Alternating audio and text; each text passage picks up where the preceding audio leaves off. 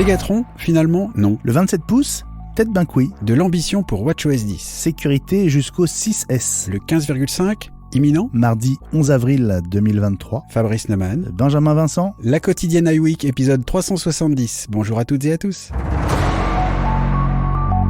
Et on commence par ce coup de théâtre industriel à moins de 2 mois de la présentation attendue du casque Apple de réalité étendue. Selon DigiTimes, Pegatron, qui était envisagé comme son assembleur exclusif, aurait été lâché par Apple au profit de Luxshare. Et ce pour une raison très concrète, Fabrice. Oui, en fait, la raison, ce serait que la production resterait au même endroit, mais c'est que le propriétaire des usines d'assemblage change et que Pegatron aurait vendu ses usines d'assemblage à Luxshare. Donc finalement, pour Apple, ça ne doit pas changer grand-chose, à part peut-être donc le nom en haut du contrat avec lequel il signe. Et puis c'est tout. Ce qu'on peut remarquer quand même, c'est que les coups de théâtre sont nombreux, alors même que la pièce n'est pas commencée. On ne sait pas de quoi ça augure, mais ça fait peur.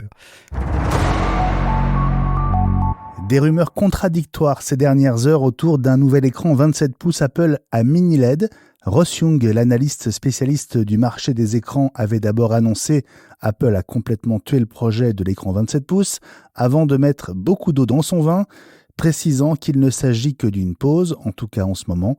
Eh bien, Ming-Chi Kuo, ou Kuo Ming-Chi si tu préfères Fabrice, refuse de parler d'abandon de ce projet haut de gamme dont le lancement est prévu selon lui l'an prochain ou en 2025. Ce qui était plus embêtant, c'est que certains faisaient le lien avec un abandon du projet du Mac Pro à processeur Apple. Alors, j'ai du mal, moi, à avoir le lien entre les deux. Entre l'arrivée d'un Mac Pro et l'arrivée d'un nouvel écran. Naturellement, un Mac Pro a besoin d'un bon écran. Pour l'instant, l'écran 32 pouces Pro XDR est toujours au catalogue et on peut dire ce qu'on veut, mais enfin, c'est quand même un bel écran et avec un bon prix aussi. Je remarque, moi je me souviens que quand on a eu des rumeurs de retour d'Apple sur le marché des écrans et notamment d'un écran un peu plus abordable que le Pro XDR à 6 000 €, on s'attendait ou on espérait en tout cas justement un écran mini LED comme il y a sur les MacBook Pro aujourd'hui. Parce que c'est plus de meilleure qualité, parce que ça permet facilement de faire du ProMotion à 120 Hz et tout ça. Et on a eu le Studio Display, qui a le prix du haut de gamme, mais pas le reste. Et donc, un écran au prix du Studio Display actuel, mais à mini LED, ça justifierait un peu plus, du coup, la dépense, à mon sens. Donc, en tout cas, il semblerait que la politique de création d'écran au sein d'Apple soit pas très claire. WatchOS 10 sera dévoilé sans doute le 5 juin lors de la keynote de la WWDC 2023, avant son lancement probablement en septembre. Eh bien, des rendus non officiels signés Parker Ortolani illustrent une évolution possible de l'interface, où les widgets et les live activities ont autant de place et d'importance que les apps. Et c'est vrai, Fabrice, que ça fait un peu envie. Oui, ça fait envie parce que WatchOS n'a pas beaucoup changé depuis pas mal de temps. On sait que Mark Gurman avait laissé entendre que il s'attendait à ce qu'il n'y ait pas d'évolution majeure en termes de design matériel pour les Apple Watch, mais que du coup peut-être WatchOS 10 apporterait de vraies nouveautés. Ce serait pas mal parce que on peut espérer que Apple réfléchisse de nouveau du côté du cadran Siri. Je sais pas si tu l'avais utilisé, ça avait été annoncé avec le WatchOS 4 ou 5 et j'aimais bien l'idée, moi. Pour rappel, c'est un cadran qui justement évolue au fur et à mesure du moment de la journée pour essayer de présenter quelque chose intelligemment à l'écran en fonction de ce dont on a besoin, y compris par exemple quand on lance un minuteur, si on n'a pas la complication minuteur sur le cadran de la montre, eh ben on le voit pas alors que c'est au moment où on en a besoin. Et en revanche, à l'inverse, si on met la complication minuteur, on l'a toujours à l'écran même quand on s'en sert pas.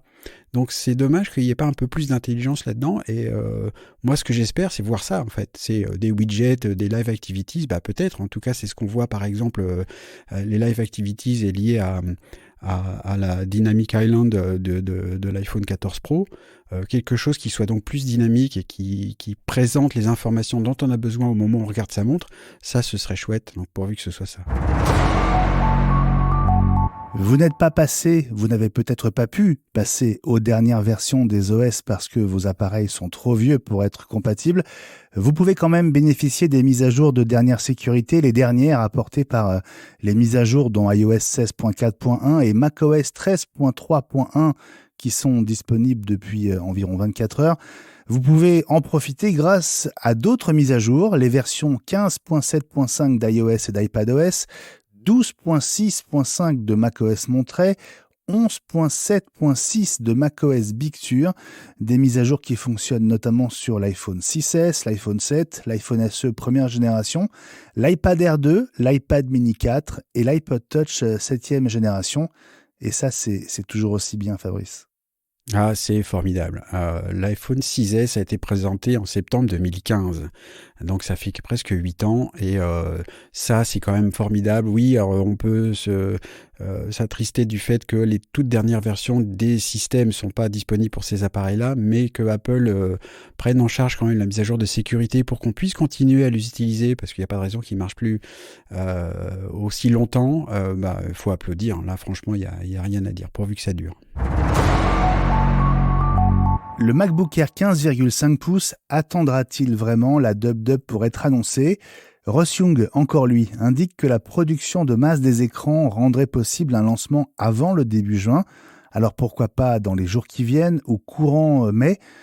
Fabrice, est-ce qu'il y aurait un intérêt selon toi à alléger le programme et les annonces de la WWDC ? C'est toute la question, parce que du coup, si effectivement on commence à parler casque de réalité augmentée et tout ça, je suppose que Apple a tout intérêt à vraiment se focaliser là-dessus, et que en plus un MacBook Air 15,5 pouces qui ne serait qu'une version un peu plus grande du MacBook Air qu'on connaît aujourd'hui, donc 13 pouces à processeur M2, voilà, effectivement un communiqué de presse suffit, comme beaucoup de machines ont été annoncées de cette manière-là avant, pour rester comme ça bien concentré sur la réalité augmentée, étendue et tout ce qu'on veut. Ça aurait du sens en tout cas, et effectivement de pas se concentrer juste sur une version un peu plus grande d'un appareil qu'on connaît déjà. Et puis un dernier mot pour rendre hommage à Katie Cotton qui vient de disparaître dans sa 58e année. Elle a été l'ancienne patronne controversée et ultra puissante de la communication et des relations presse chez Apple à Cupertino pendant 18 ans jusqu'à son départ en 2014. Elle a accompagné les lancements depuis l'iPhone, elle a accompagné la disparition de Steve Jobs et les 3 premières années de Tim Cook en tant que CEO, Fabrice. Oui, c'est pas forcément un nom qu'on connaît beaucoup, parce qu'elle a toujours été très en sous-main, donc les gens, les journalistes, les gens des médias la connaissaient, ou étaient pour certains d'entre eux en relation directe avec elle, comme Walt Mossberg, lui, à la retraite lui maintenant, mais qui était au Wall Street Journal pendant longtemps, et très proche de Jobs. On l'a mise en parallèle de toute la politique très secrète d'Apple et autour de ses produits.